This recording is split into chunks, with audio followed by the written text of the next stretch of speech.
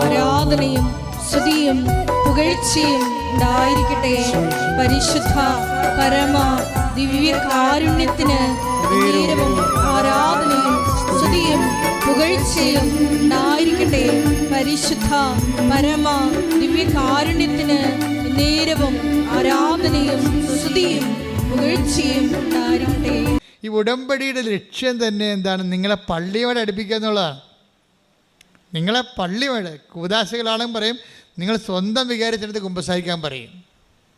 എന്താ കാര്യം? എവിടെ നിന്നാണ് സാക്രമെൻ്റ് നിങ്ങൾ സ്വീകരിച്ചത്? ദൈവം നിങ്ങളെ എവിടെ നിന്നാണ് നിങ്ങൾ കൂദാശ സ്വീകരിച്ചത്? ആ കൂദാശയുടെ ഉറവിടങ്ങളിലേക്ക് സഭയെ തിരിച്ചു കൊണ്ടുപോകണം. ലോകത്തുണ്ടായിട്ടുള്ള എല്ലാ പ്രസ്ഥാനങ്ങളും, ഇപ്പോൾ ടെസ്റ്റ്, അതുപോലെ തന്നെ കരിസ്മാറ്റിക് മൂവ്മെൻറ്റ്, അവരൊരു ഗ്രൂപ്പ്, ഒരു പിയർ ഗ്രൂപ്പ് ഉണ്ടാക്കും അവർ. അത് പിന്നെ ഇടവകയിൽ പ്രഷർ ഗ്രൂപ്പായിട്ട് മാറും. തന്നെയല്ല, അവർക്ക് ആവശ്യമില്ലാത്ത എത്രയോ വർഷം ഇരുന്ന ആളാണ്. അപ്പോൾ ഇങ്ങനെയുള്ള പ്രസ്ഥാനങ്ങൾ വരുമ്പോൾ അവരുടെ ഒരു ഗ്രൂപ്പാണ് ഇടവക വർക്ക് ചെയ്യണത്. ആ ഗ്രൂപ്പാകുമ്പോൾ അവർ തന്നെത്താൻ ചിന്തിക്കണത്, ഇപ്പോൾ കാറ്റഗോമിയൻസ് ഉൾപ്പെടെയുള്ളവരും അവൻ്റെ ഉള്ളിലുള്ള അഹംബോധം എന്താണ്? അവർ നോട്ട് ഓർഡിനറി ക്രിസ്ത്യൻസ്, ഞങ്ങൾ അവരെ മറ്റുള്ളവരെക്കാൾ എന്തോ പുതിയ ആൾക്കാരാണ്, വലിയ ആൾക്കാരാണെന്നുള്ള ബോധം ഉണ്ടാകും. ഞാൻ ഈ ഗ്രൂപ്പുകളൊക്കെ ഒന്നും വിമർശിക്കുകയല്ല, ഇന്നത്തെ ഉള്ള ആൾക്കാർ സ്വയം വിമർശിക്കാൻ വേണ്ടി ഞാൻ പറയണതാണ്. അതായത് എപ്പോഴും നമ്മൾ ചെയ്യേണ്ട കാര്യം വെച്ച് കഴിഞ്ഞാൽ, സഭയുടെ അകത്ത് നിന്നുകൊണ്ട് മറ്റൊരു സഭ ഉണ്ടാക്കരുത്. സഭയുടെ കൂടെ നിന്നുകൊണ്ട് സഭയെ ബലപ്പെടുത്തി കഴിഞ്ഞാൽ, ഉടമ്പടിയുടെ ഗുണം അതാണ്. കാര്യം സഭയെ ബലപ്പെടുത്തും. ഇപ്പം ഒരു നോൺ ക്രിസ്ത്യൻ ആണെങ്കിൽ പോലും കർത്താവിൻ്റെ ആലയത്തിലേക്ക് ഒന്ന് എത്തി നോക്കാൻ അവന് തോന്നും. 10 മിനിറ്റ് അവിടെ കർത്താവിൻ്റെ കൂടെ ഇരിക്കാൻ തോന്നും. അപ്പോൾ സഭയിലേക്ക് ഐക്യപ്പെടുത്തുകയാണ്. ആരെയും മതം മാറ്റുന്നില്ല. പക്ഷേ എന്താ ചെയ്യണത്? അവരുടെ മനസ്സ് മാറ്റി അവിടെ സങ്കടങ്ങളിൽ അവരെ ചാരി നിൽക്കാൻ അവർക്ക് ബലമുള്ള തൂണ് കൊടുക്കുന്നുണ്ട്. അതാണ് ഉടമ്പടി. അതാണ് മെർലിൻ പറഞ്ഞത്, എനിക്ക് തളരുമ്പോൾ ചാരി നിൽക്കാൻ ഒരു തൂണാണ് ഉടമ്പടി എന്ന്. അതാണ് ഉദ്ദേശിക്കുന്നത്. തളർച്ച എല്ലാവർക്കും ഏത് സമയത്തും വരാം. പക്ഷേ ചാരി നിൽക്കാൻ, ഇപ്പോൾ ഈ ഓട്ടോറിക്ഷ തൊഴിലാളിയാണ്, 40 കൊല്ലം ഓട്ടോറിക്ഷ ഓടിച്ചിട്ടാണ് ഈ കുടുംബം പോറ്റണത്. കുഞ്ഞുങ്ങളൊക്കെ വളർത്തിയത്, ഈ പ്രായമായ അമ്മയെ നോക്കണം, എല്ലാം അങ്ങനെയാണ്. അതിൻ്റെ ഇടയ്ക്ക് കൂടി അദ്ദേഹം ഉടമ്പടി ജീവിക്കുകയാണ്. അതുകൊണ്ട് പപ്പ പണ്ട് ഉടമ്പടി എടുത്ത സമയത്ത്, പപ്പ ഇപ്പോഴും ഉടമ്പടിയിലാണ്, പപ്പയുടെ ഉടമ്പടിയുടെ പത്രം ഞാനാണ് പപ്പയും കൂടെ കൊണ്ട് കൊടുത്തുകൊണ്ടിരുന്നതെന്ന്. അപ്പനും മകളും കൂടിയാണ് പത്രം കൊടുക്കാൻ പോണത്. ഇപ്പോഴത്തെ ഈശോ പറഞ്ഞായിരുന്നു എൻ്റെ അടുക്ക 2-3 കൊല്ലം മുമ്പ്.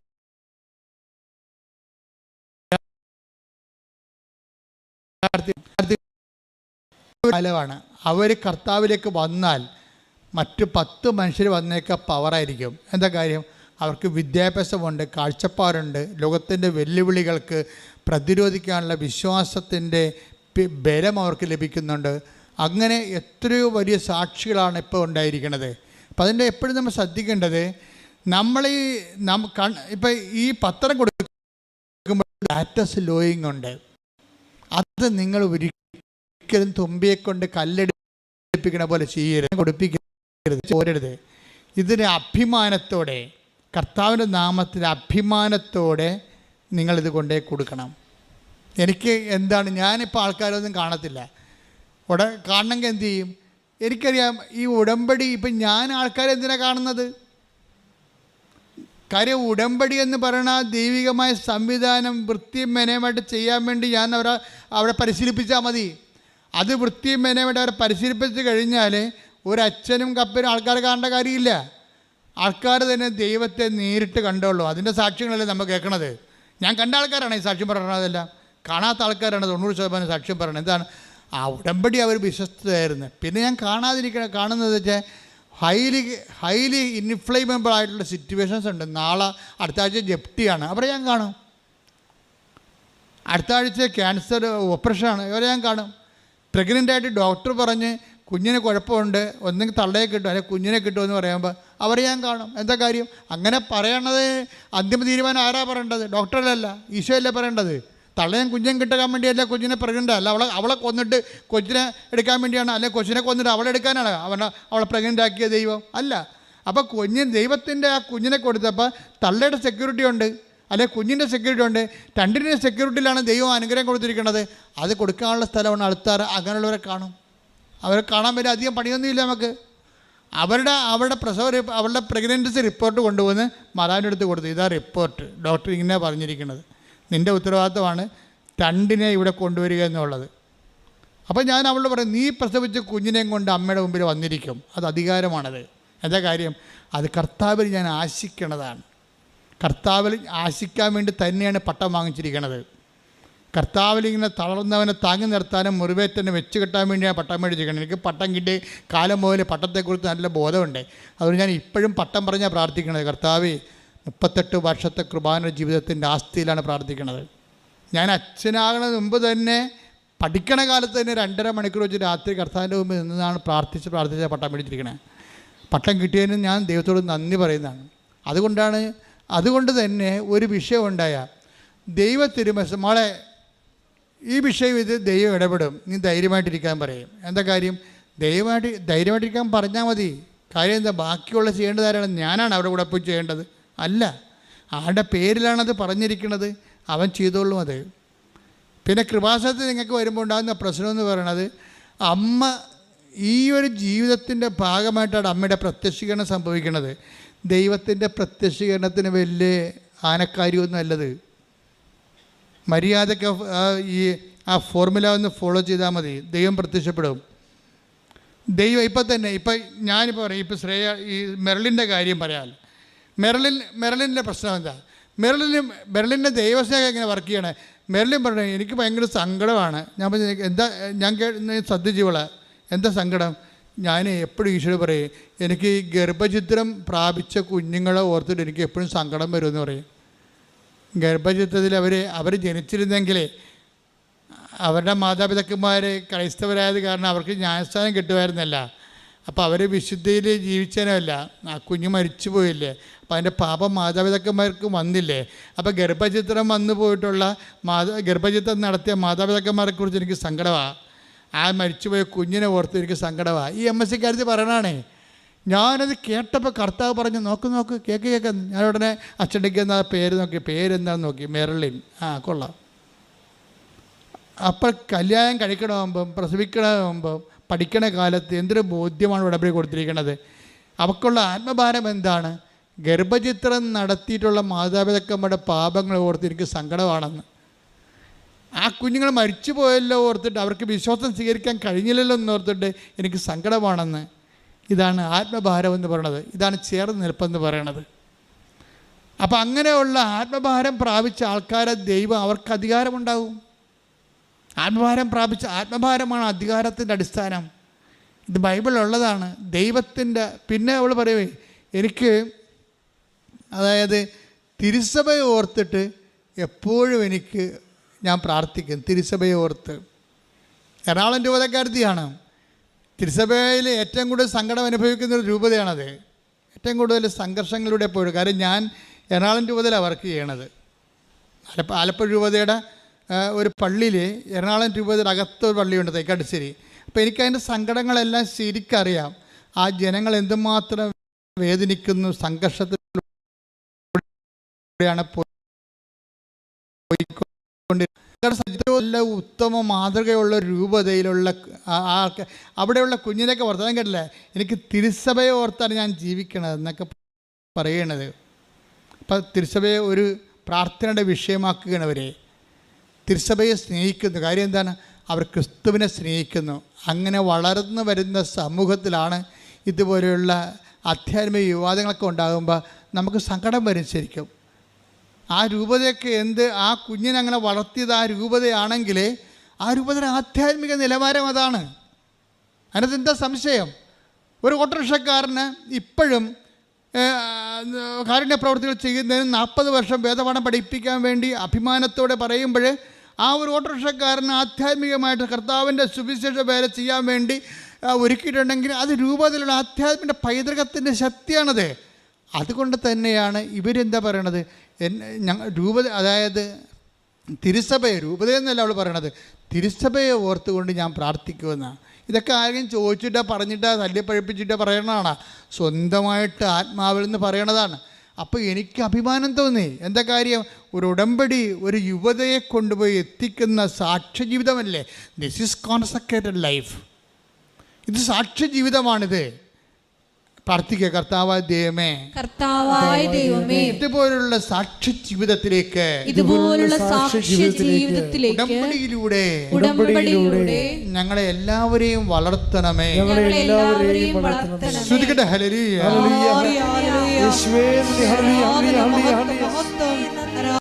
നിങ്ങൾ ഇപ്പോഴും വരുന്ന ഒരു ടേസ്റ്റിംഗ് പീരീഡിലാണ് കിടക്കുന്നത്. നിങ്ങൾ പലരും ടേസ്റ്റ് ചെയ്ത്, ഇപ്പം നമ്മൾ അലുവയൊക്കെ വാങ്ങിക്കാൻ നേരത്ത് അലുവക്കാരൻ ഒരു വെട്ടിയിട്ടൊരു കഷ്ണം തരത്തില്ല, തിന്ന് നോക്കാൻ പറയല്ലേ. അവനെ കൊണ്ട് നമ്മളവിടെ നിന്നിട്ട് തീറ്റിക്കും. ചില പാർട്ടിക്ക് ഒരു സ്വഭാവമുണ്ട്, ഈ അലുവ എല്ലാ കടയിലും പോകും, ടേസ്റ്റ് എടുക്കും, അവൻ നിന്നിട്ട് പക്ഷേ വയറ് നിറച്ച് വീട്ടിൽ പോകും. അങ്ങനെയുള്ള ടേസ്റ്റ് തൊഴിലാളിയുണ്ട്. എന്നു കഴിഞ്ഞാൽ എല്ലാ അലുവ കടയിലും ചെല്ലുമ്പോൾ, ബേക്കറി കടയിൽ ചെല്ലുമ്പോൾ, പെരുന്നാൾ കടയിലെ ഉത്സവത്തിൽ ചെല്ലുമ്പോൾ അവരെന്ത് ചെയ്യും? ആ ഉടമ്പടി അലുവ പല കളറിലിരിക്കുകയും അപ്പോൾ ഉടനെ ഒരാളെ ചെറിയ വെട്ടി കൊടുത്ത് കഴിച്ചോ, ഇതാണ് അടിപൊളിയാണ്, കോഴിക്കോടനാണെന്നൊക്കെ പറയും. ഉടനെ ഇവൻ അവിടെ നിന്ന് കഴിക്കും. ഇപ്പോൾ വരാതെ ഞാൻ പോയിട്ട് അടുത്ത അലുവ കടയിൽ പോകും. ഇവിടുന്ന് കൃപാസനത്തിന് പോയിട്ട് കലൂർ അന്തോണിസിൻ്റെ അടുത്ത് പോയി ടേസ്റ്റ് എടുക്കും. അവിടുന്ന് പോയിട്ട് വേറെ അവിടെ ധ്യാനകേന്ദ്രത്തിൽ പോകും. ഇങ്ങനെ ടേസ്റ്റ് തൊഴിലാളിയുണ്ട്. ടേസ്റ്റ് തൊഴിലാളി ഒരു കാലത്തും രക്ഷപ്പെടത്തില്ല. ഉടമ്പടി ടേസ്റ്റ് ചെയ്യാനുള്ളതല്ല, ഉടമ്പടി ജീവിക്കാനുള്ളതാണ്. മര്യാദക്ക് അത് കാശ് മുടക്കിയ സംഭവം വാങ്ങിക്കണം, അല്ലാതെ കണ്ടവൻ്റെ ഓശാരത്തിൽ നിന്ന് ടേസ്റ്റ് അടിച്ച് വയറ് നടക്കാൻ നോക്കരുത്. കാര്യം പറഞ്ഞപ്പോൾ എല്ലാം മനസ്സിലായില്ല നിങ്ങൾക്ക്. പല ആൾക്കാരും ഉടമ്പടി ടേസ്റ്റ് എടുക്കുന്ന ആൾക്കാരാണ്. അതിന് അവർ ഇങ്ങനെ തൊത്തിയും മുടന്തിയും മുക്കിയും മുളിയൊക്കെ ഈ 90 ദിവസം എങ്ങനെയെങ്കിലും ഒന്ന് അവസാനിപ്പിച്ചെടുക്കും. അപ്പം അങ്ങനെ അവസാനിപ്പിക്കുന്ന കൊണ്ട് തന്നെയാണ് ദൈവം ഈ വിഷയം ആദ്യമേ തന്നെ നിങ്ങൾ ഇവിടെ കൃപാസനത്തിൽ ചവിട്ടുമ്പോൾ തന്നെ അറിയാം, പെരിച്ചാഴി വന്നിട്ടുണ്ട്, ഒരു കഥയുമില്ലെന്ന് ദൈവത്തിന് അറിയാം. എന്താ കാര്യം? സംഭവം നടക്കത്തില്ല, ദൈവത്തിന് പണി കൊടുക്കാൻ വന്നിരിക്കുകയാണ്. ദൈവം ഒരു അടയാളം കാണിക്കാമെന്ന് നോക്കണ്ട, എന്നിട്ട് ഞാനിങ്ങനെ ഉടുത്ത് കെട്ടി ഇറങ്ങാം. നീ ഉടുത്ത് ഇറക്കിയിട്ട് ദൈവത്തെ എന്ത് ചെയ്യാം? ഒന്നും ചെയ്യാനില്ല. അപ്പോൾ നിങ്ങൾ ആദ്യം ചെയ്യേണ്ടത് കണ്ണും പൊട്ടി ഇങ്ങനെയുള്ളവരോട് ദൈവം ചെയ്തറിയുക, അഡ്വാൻസ് അല്ല, പറ്റിക്കുമെന്ന് കണ്ടാൽ ഫുൾ എമൗണ്ട് മേടിക്കും. നമുക്ക് വിശ്വാസമുള്ള ആൾക്കാർക്ക് ഒന്ന് അഡ്വാൻസ് വാങ്ങിച്ചാൽ മതി.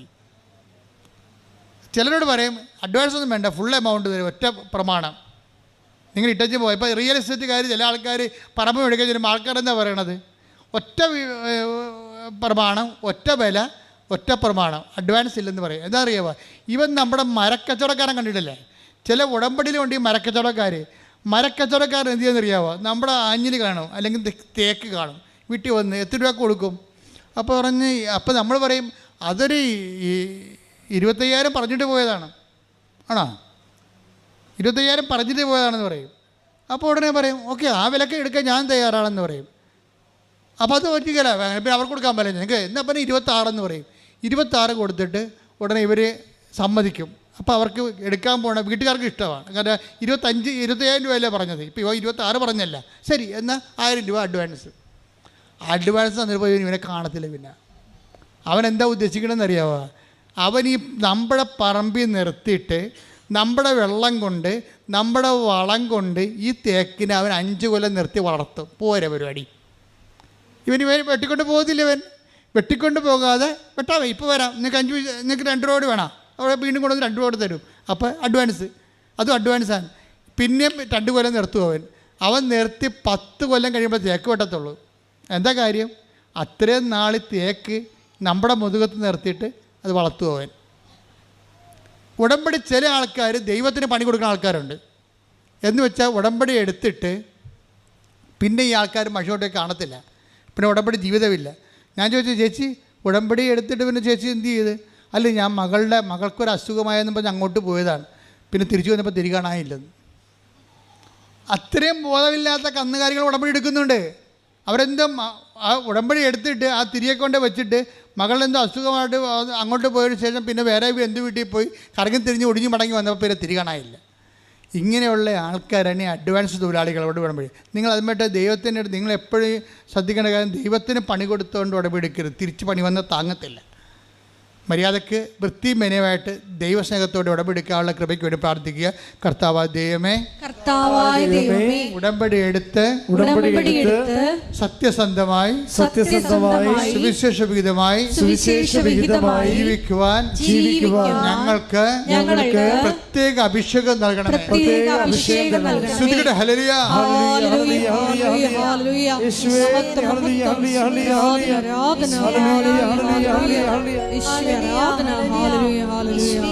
ഉടമ്പടി പ്രാർത്ഥനയിൽ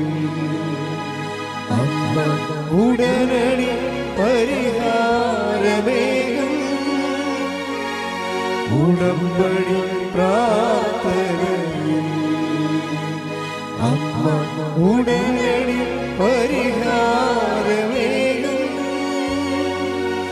അവൻ പറയുന്നത് ചെയ്തിടുവിൻ, ജീവിതം ധന്യമായി തീർന്നിടും.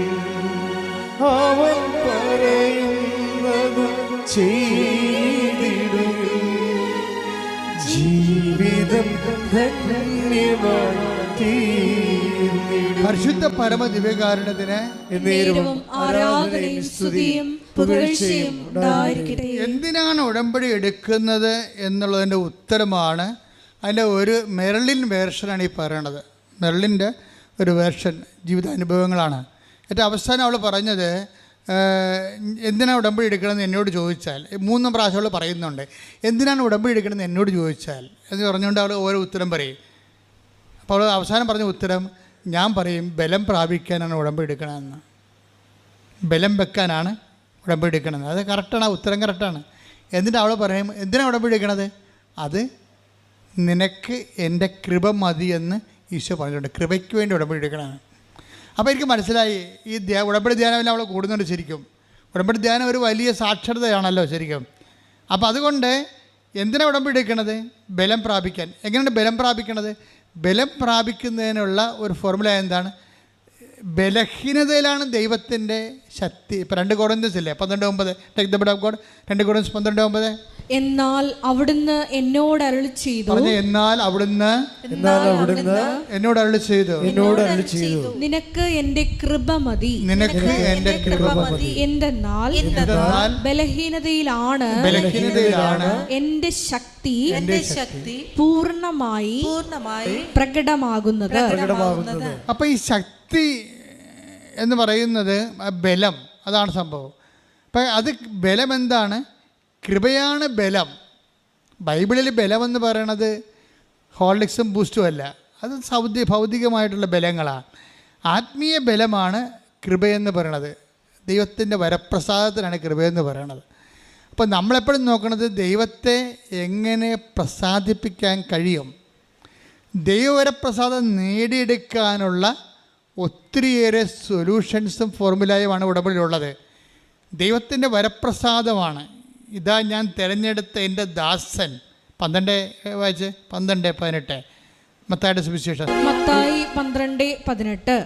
ഇതാ ഞാൻ തിരഞ്ഞെടുത്ത എൻ്റെ ദാസൻ. പറഞ്ഞ ഇതാ ഞാൻ തിരഞ്ഞെടുത്ത എൻ്റെ ദാസൻ, എൻ്റെ ആത്മാവ് പ്രസാദിച്ച എൻ്റെ പ്രിയപ്പെട്ടവൻ. ഞാൻ അവന്റെ മേൽ എൻ്റെ ആത്മാവിനെ അയക്കും.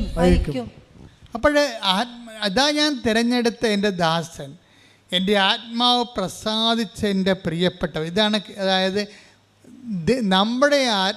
നമ്മളെ ദൈവത്തിൻ്റെ ആത്മാവ് നമ്മളിൽ പ്രസാദിക്കണം.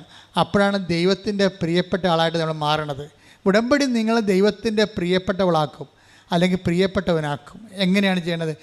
ഇതാ ഞാൻ തിരഞ്ഞെടുത്ത എൻ്റെ ദാസൻ. ദൈവത്താൽ നമ്മൾ തിരഞ്ഞെടുക്കപ്പെടണം. ദൈവത്താൽ നമ്മളെ തിരഞ്ഞെടുക്കപ്പെടാൻ വേണ്ടി, ദൈവത്തിൻ്റെ വരപ്രസാദം നമുക്ക് ലഭിക്കാൻ വേണ്ടി ഒത്തിരി ആർജിത കൃപകളുടെ സമവാക്യങ്ങൾ ഉടമ്പടിയിലുണ്ട്. ഇപ്പം നമുക്ക് ഇപ്പോൾ സക്രമെൻ്റ് ഗ്രേസ് എന്ന് പറഞ്ഞാൽ സ്റ്റാറ്റിക് ഗ്രേസാണ്. സ്റ്റാറ്റിക് ഗ്രേസ് എല്ലാവർക്കും കിട്ടും. നമുക്ക് ഇപ്പം വിവാഹം ഒരു സ്റ്റാറ്റിക് ഗ്രേസാണ്, പട്ടം ഒരു സ്റ്റാറ്റിക് ഗ്രേസാണ്, സാക്രമെൻ്റ് ഗ്രേസാണ്. ഈ സാക്രമെൻ്റിലെ ഗ്രേസിനൊരു പ്രശ്നം, സാക്രമെൻ്റ് ഗ്രേസ് നമുക്ക് തരണതിൻ്റെ ഉദ്ദേശം അടിസ്ഥാന സാക്ഷരതയാണ് അതിൻ്റെ അകത്ത്. അത് നമ്മൾ ഓരോരോ സാഹചര്യം വരുമ്പോൾ സക്രമൻ്റെ ഗ്രേസ് നമ്മൾ ഉജ്ജ്വലിപ്പിച്ചെടുക്കണം. ഉടമ്പടി സക്രമൻ്റെ ഗ്രേസിനെ ഉജ്ജ്വലിപ്പിക്കും. അല്ലെങ്കിൽ നിങ്ങളുടെ ദൈവ സംസർഗത്തിലൂടെ നിങ്ങൾക്ക് ദൈവത്തിൻ്റെ വരപ്രസാദം ലഭിക്കാൻ പറ്റുന്ന ഒരു മെനുവിലേക്ക് നിങ്ങളെ കൊണ്ടുപോകും. അതിൻ്റെ കാര്യം വെച്ച് കഴിഞ്ഞാൽ 2 വചനങ്ങൾ എപ്പോഴും പറയണത് നമ്മൾ ഗ്രോ ചെയ്യണം. 2 തിമോത്തി 1:6 എടുത്ത് എന്റെ കൈവെപ്പിലൂടെ പറഞ്ഞ എൻ്റെ കൈവെപ്പിലൂടെ നിനക്ക് ലഭിച്ച ദൈവിക വരം വീണ്ടും ഉജ്ജ്വലിപ്പിക്കണമെന്ന് ഞാൻ നിന്നെ അനുസ്മരിപ്പിക്കുന്നു. ഇങ്ങനെ എപ്പോഴും ഒരു അനുസ്മരണം നടന്നുകൊണ്ടിരിക്കണം. അതിനാണ് ഞങ്ങൾക്ക് വാർഷിക ധ്യാനമൊക്കെ ഉള്ളത്, മാസാന്ത്യ ധ്യാനമൊക്കെ ഉണ്ടാവും. അതിനകത്ത് നീ വീണ്ടും അനുസ്മരിപ്പിക്കുകയാണ്.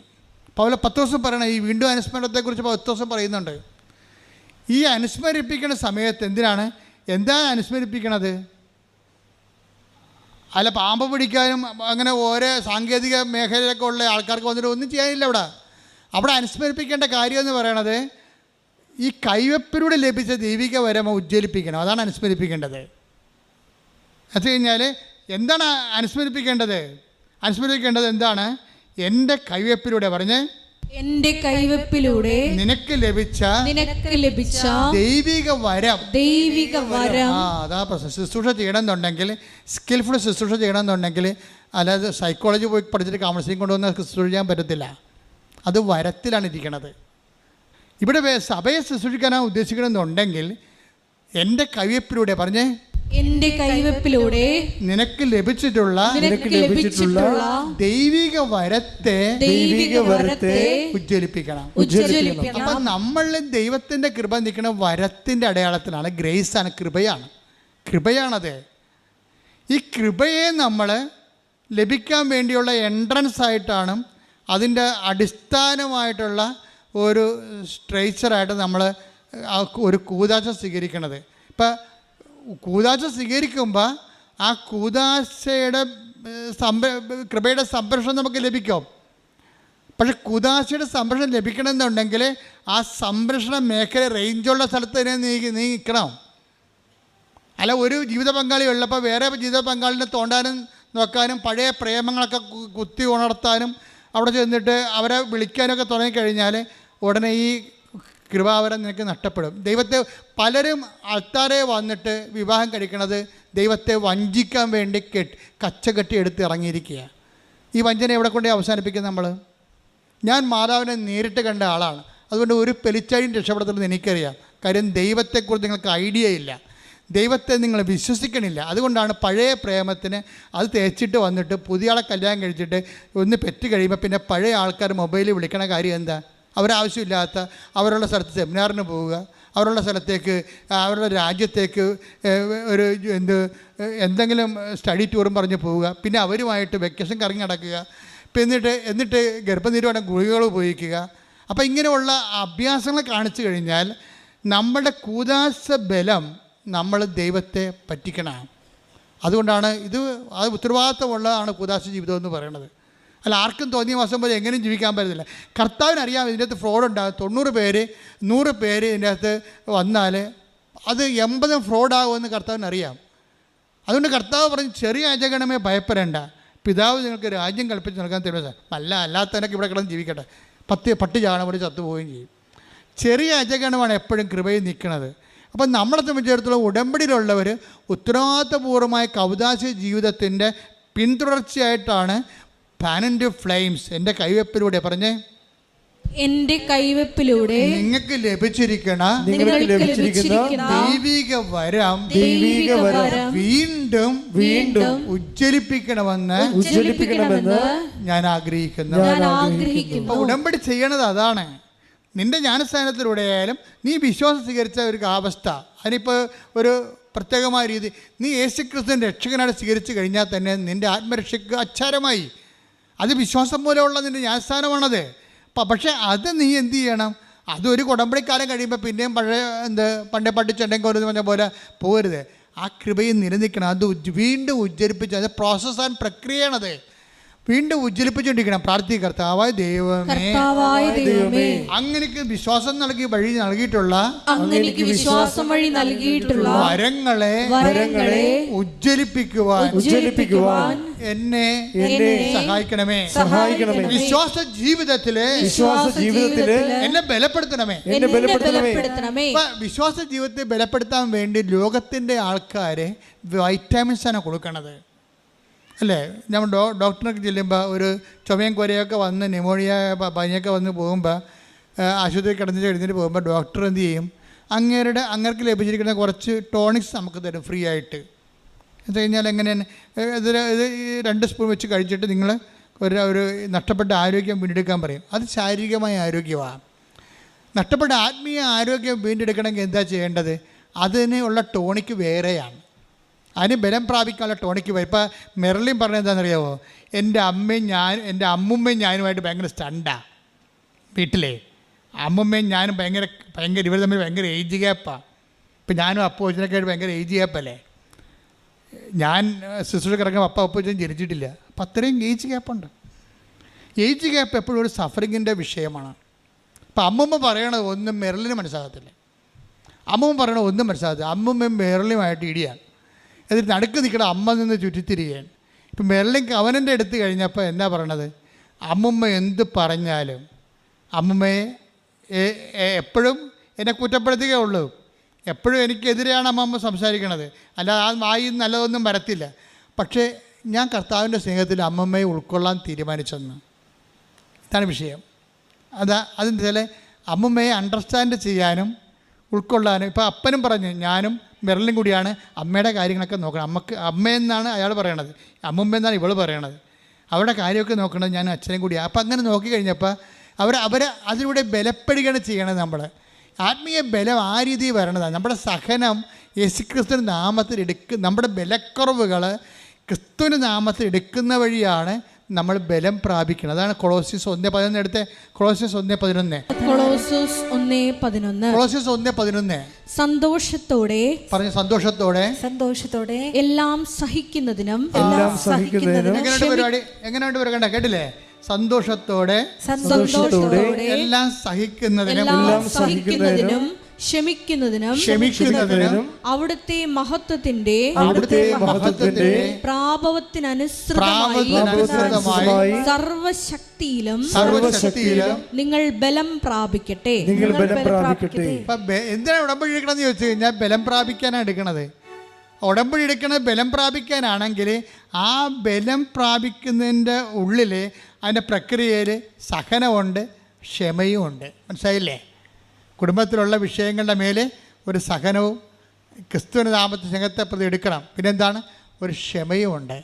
ക്ഷമയെന്ന് പറയുന്നത് എന്താണ്? സഹനത്തിൻ്റെ ദീർഘക്ഷമ. സഹനം റിപ്പീറ്റ് ചെയ്യുന്നതിനാണ് ക്ഷമയെന്ന് പറയുന്നത്. ഇത് ആരുടെ പേരിലാണ്? ക്രിസ്തുവിൻ്റെ പേരിലാണ് എടുക്കുന്നത്. ഉടമ്പടി ഒരു ജീവിതമാണ്. അത് ഏറ്റവും കൂടുതലുള്ളത് അമ്മയ്ക്കാണ്. ക്രിസ്തു വരെ അമ്മയെ ഡിസോൺ ചെയ്യും. എന്തിനാണ് നിങ്ങൾ എന്നെ അന്വേഷിച്ചത്? ഞാൻ എൻ്റെ പിതാവിൻ്റെ കാലത്ത് വേപതനായിരിക്കേണ്ടവനാണ്, നിങ്ങൾക്ക് അറിയത്തില്ല എന്ന് ചോദിക്കുമ്പോൾ അമ്മ സഹനത്തോടെ ക്ഷമയോടെ ഹൃദയത്തിൽ സംഗ്രഹിക്കും, ബലം പ്രാപിക്കും. ദൈവത്തിൽ നിന്നുള്ള ഉടമ്പടിയുടെ പ്രാർത്ഥനകൾക്ക് ഉത്തരം താമസിച്ചാൽ പോലും ആ സഹനവും ക്ഷമയും നിങ്ങളെ ദൈവത്തിലുള്ള ബന്ധത്തിൽ ബലം പ്രാപിപ്പിക്കണം. ശ്രദ്ധിക്കട്ടെ. Hallelujah, hallelujah, hallelujah, hallelujah, hallelujah.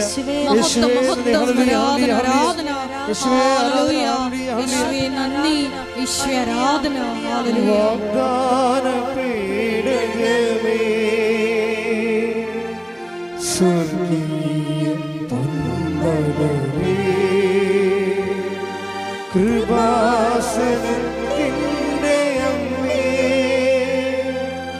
പ്രസാദം പരമാവതാവേ, പരിശുദ്ധ പരമദിവ്യകാരുണ്യത്തിന് പരിശുദ്ധ പരമദിവ്യകാരുണ്യത്തിന് കൈ ഒരു ഇടത് കൈ നെഞ്ചത്ത് വെച്ച് വലത് കൈ ശിരസിൽ വെച്ചുകൊണ്ട് വ്യത്യസ്തങ്ങളായ മേഖലകളുടെയും രോഗസൗഖ്യ പ്രാർത്ഥനയ്ക്ക് വേണ്ടി നമുക്ക് പ്രാർത്ഥിക്കാം. ഓൺലൈനിലുള്ളവരും ഇതേ തന്നെ ക്രിയകൾ ചെയ്തുകൊണ്ട് ദൈവത്തിൻ്റെ സാന്നിധ്യം, കർത്താവിൻ്റെ വചനം ഇത്രയും നേരം കേട്ടതാണ്. ഉടമ്പടിയിൽ എങ്ങനെയാണ് പുരോഗമിക്കേണ്ടതെന്ന് നമ്മളെല്ലാം പഠിച്ചതാണ്. കർത്താവെ, അങ്ങയുടെ അവകാശവും അങ്ങയുടെ ഓഹരിയുമായിരിക്കുന്ന അങ്ങയുടെ സഭ അങ്ങേ നാഥനും രക്ഷകനെ ഏറ്റുപറഞ്ഞുകൊണ്ട് ശിരസിൽ അവരുടെ കൈകൾ വെച്ചിരിക്കുന്ന കർത്താവെ അവിടെ കൈകളെ കർത്താവ് നിന്റെ തിരുമുറുപാടുന്ന അണിപ്പെടുതാർന്ന അത്ഭുത കൈകളായി മാറ്റണമെന്ന് പ്രാർത്ഥിക്കുന്ന കർത്താവെ. അടിപ്പിണർ പോലെ വൈതാക്കാലം ദൈവികമായ സത്യം അവർക്ക് ആവശ്യിക്കണമേ.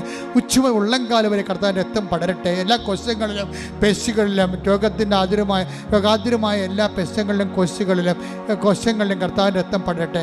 Lord Jesus Christ, suck with the precious blood, Lord, and peace spirit, I command you in the name of Jesus Christ to be healed. Sudhikade. Hallelujah, hallelujah, hallelujah, hallelujah. സുഖപ്പെട്ടുകൊണ്ട് നാമത്തിലൂടെ വീണ്ടും വീണ്ടും മഹത്വപ്പെടുത്തണമേ, ഞങ്ങളെ സാക്ഷികളാക്കി ഉയർത്തണമേ. ഹല്ലേലൂയ. ഒരുമിച്ച് പാടാം. ശ്രദ്ധിക്കട്ടെ. ഹല്ലേലൂയ.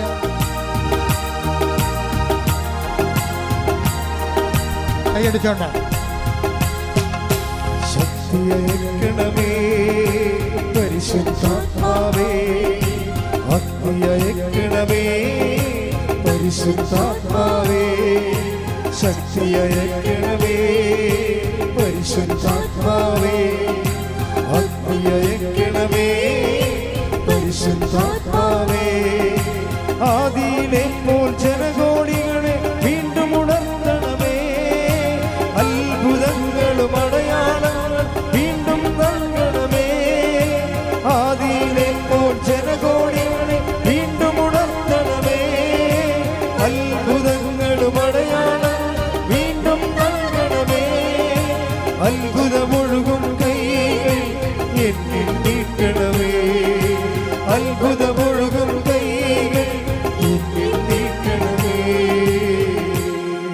പരിശുദ്ധ പരമദിവ്യകാരുണ്യത്തിന് എന്നേരവും ആരാധനയും സ്തുതിയും പുകഴ്ചയും പരിശുദ്ധ പരമദിവ്യകാരുണ്യത്തിന് എന്നേരവും ആരാധനയും സ്തുതിയും പുകഴ്ചയും ഉണ്ടായിരിക്കട്ടെ. മകളെ, ജോലിയില്ലാത്തവര്, വീടില്ലാത്തവര്, വഴിയില്ലാത്തവര്, വെള്ളമില്ലാത്തവര്, വിസ ഒത്തുവരാത്തവര്, PR കിട്ടാത്തവര്, തിരിച്ചു പോരാൻ ഉദ്ദേശിക്കുന്നവര്, കയറിപ്പോകാൻ ഉദ്യമിക്കുന്നവര്, ഇൻ്റർവ്യൂ ഉള്ളവർ, ടെസ്റ്റ് ഉള്ളവർ, PSC പോലുള്ള ടെസ്റ്റുകൾക്ക് എഴുതിക്കൊണ്ടിരിക്കുന്നവർ, റിസൾട്ട് പ്രതീക്ഷിക്കുന്നവർ, റാങ്ക് ലിസ്റ്റ് ഉള്ളവർ, അപ്പോയിൻമെൻറ്റ് പ്രതീക്ഷിക്കുന്നവർ, ജപ്തി നടപടി നേരിടാൻ പോകുന്നവർ, സാമ്പത്തിക കടമുള്ളവർ, വസ്തു വിൽക്കാൻ പോകുന്നവർ, കുടുംബത്തിൽ സമാധാനം ഇല്ലാത്തവർ, കല്യാണം വിടുവിക്കാൻ പോകുന്നവർ, വിവാഹം ഒത്തുവരാത്തവർ, മക്കളില്ലാത്തവർ, ഉള്ള മക്കൾക്ക് ദുർനടപ്പുള്ളവർ, തെറ്റായ പ്രണയത്തിൽ പെട്ടുപോയവർ, കുടുംബത്തിൽ സമാധാനം ഇല്ലാതെ കേസിലായവർ, പോസ്കോ പോലുള്ള കേസിൽ ചെന്ന് കള്ളക്കേസ് അകപ്പെട്ടിരിക്കുന്നവർ, മറ്റു തരത്തിലുള്ള കേസ് അകപ്പെട്ടിരിക്കുന്നവർ,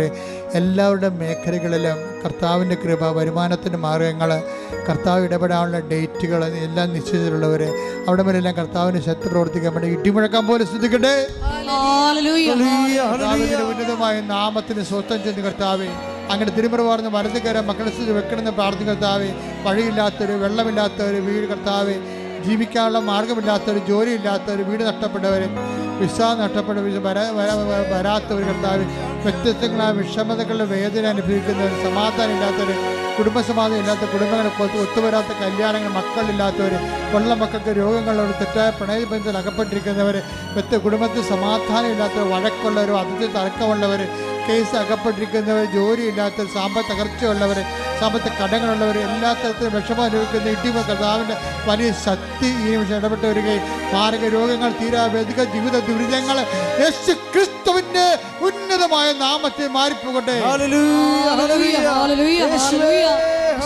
ജീവിത ദുരിതങ്ങളും തടസ്സങ്ങളും നീങ്ങിപ്പോയിക്കൊണ്ട് നാമത്തെ, പിതാവായുടെ നാമത്തെ വീണ്ടും വീണ്ടും മഹത്വപ്പെടുത്തട്ടെ. ഹല്ലേലൂയ. എന്നിൽ നിറയണമേ, നാഥാ വരേണമേ, സൗഖ്യം നൽകണമേ, നാഥാ വരേണമേ, എന്നിൽ നിറയണമേ, നാഥാ വരേണമേ, സൗഖ്യം നൽകണമേ. എല്ലാവരും മുട്ടാൻ നിൽക്കുക. അച്ഛൻ വിട്ടുപോയ കാര്യങ്ങൾ എന്തെങ്കിലും ഉണ്ടെങ്കിൽ മക്കളുടെ സ്വകാര്യമായ വിഷയങ്ങൾ, ഉടമ്പടി വെച്ച് പോയ കാര്യങ്ങൾ ഇപ്പോഴും നടക്കാത്തതുണ്ടെങ്കിൽ അത് മൗനമായിട്ട് ആരാധനയെ പറയേണ്ട സമയമാണ്.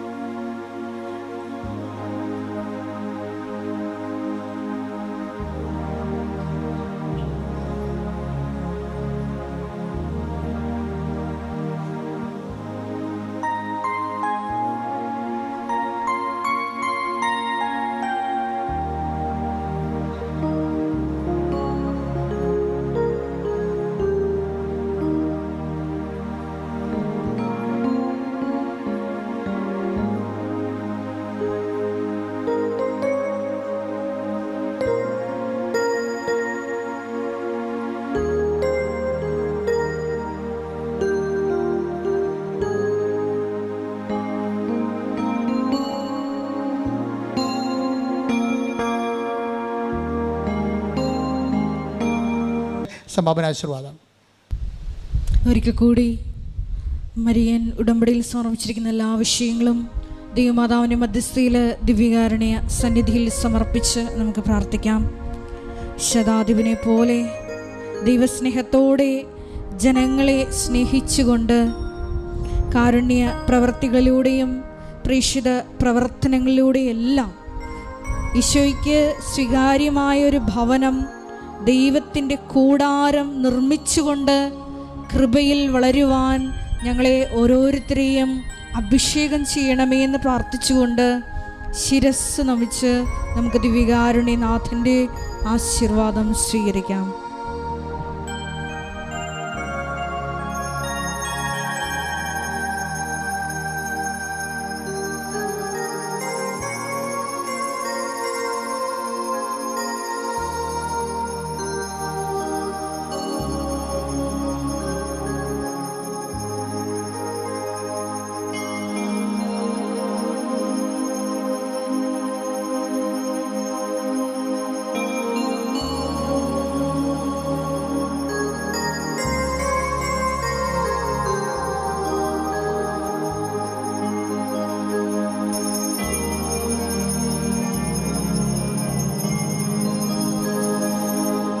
പരിശുദ്ധ പരമമാം ദിവ്യകാരുണ്യമേ, എന്നുമെന്നും അങ്ങേക്കാരാധന. പരിശുദ്ധ പരമമാം ദിവ്യകാരുണ്യമേ, എന്നുമെന്നും അങ്ങേക്കാരാധന. പരിശുദ്ധ പരമമാ ദിവ്യകാരുണ്യമേ, എന്നുമെന്നും